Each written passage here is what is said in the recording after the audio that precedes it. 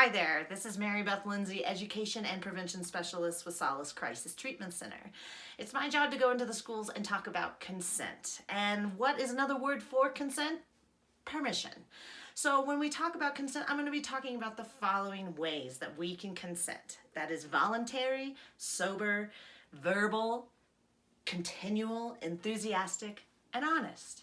Right now, I'm going to start with voluntary. Two people are going to need to volunteer for this adventure of kissing, making out, having sex. Two people volunteering, they're both going to be on the same page. So two people need to volunteer. Sober. Consent has to be sober. But let's start with, what does sober mean?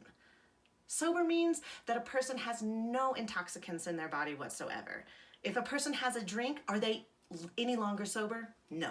One drink means that that person is no longer sober. So the law has to be black and white with New Mexico that says that a person cannot legally give their consent to have sex after they have had one drink.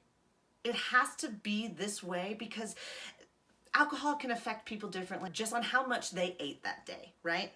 So the law has it being one drink before a person can no longer legally give their consent, because it's to protect the survivor. So that people won't say, oh, well, they weren't really that drunk. They knew what was happening. Now, does that mean when two people get drunk and they have sex that it's rape? No, that's not what I'm saying. What I'm saying is that when there are two people who may be going to a party later and they've just started dating and there's going to be drinking and they may have sex, when should they talk about it first? When they're sober.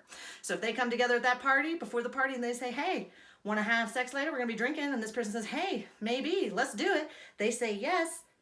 They go to that party they've been drinking. Taylor says, this one comes back, says, hey, want to have sex? This person says, no. Which one counts more? The sober yes or the drunk no? The drunk no. A person can always take away their consent, but they can no longer give it after they've had that drink. But okay, let's say it's the other way. Say two people, they get together and they say, hey, we're going to this party later. They may be drinking, and do you want to have sex? And this person says, no, I'm not ready. They get to that party, they've been drinking. They come back, this person says, hey, have you thought about any more about having sex? And this person says, yeah, I changed my mind, yes. But this person has already had more than one drink. A person cannot legally give their consent once they have had that one drink, okay? Now, when two people get drunk and they have sex, if they both agree to do that, they wake up the next day, they're like, yep, that's what I wanted to do. Then that's it. They got drunk and they had sex. Or if somebody wakes up the next day and they're like, whoo, I'm never doing that again, but I signed up for it and I wanted to do that. Yeah, maybe that's a bad hookup, but that's it, right? They knew, they consented to that before they started to drink. But what if it's in the way that a person, all of a sudden they're thinking, they wake up the next day and they're like, whoa, I don't know exactly what happened last night, but I know that I did not sign up for everything that went down.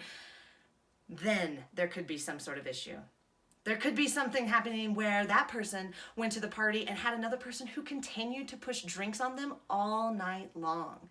And to be very clear, this person knows what they're doing, and it is not an accident that they're trying to get this person that intoxicated so that maybe their mind won't make the right choice for them. The law says that consent has to be sober for two people to be legally able to consent to have sex. Stay tuned next time for the next level of consent.